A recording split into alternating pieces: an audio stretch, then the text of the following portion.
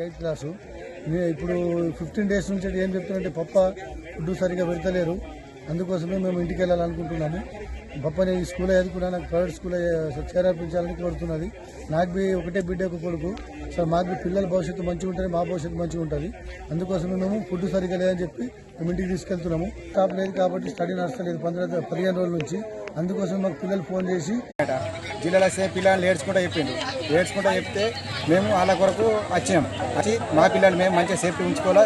మళ్ళీ ఎప్పుడైతే మేడంలు వస్తారో అప్పుడు మేము పంపించగలుగుతాం. ఈ ఇన్ఛార్జి ఉన్న మేడంలు ఉన్నారు, వాళ్ళు బరాబరి స్కూలు బంద్ చేసి 18 రోజులు. అసలు చెప్పుడు కూడా ప్రభుత్వం మీద నమ్మకం లేకనే కదా ఇప్పుడు తీసుకెళ్ళి. ప్రభుత్వం మీద లేదు, వీళ్ళు పంపించిన టీచర్ల మీద కూడా నమ్మకం లేకనే పాత టీచర్లు ఉంటేనే మేము పంపిస్తాం, లేకపోతే స్కూల్కు వాళ్ళ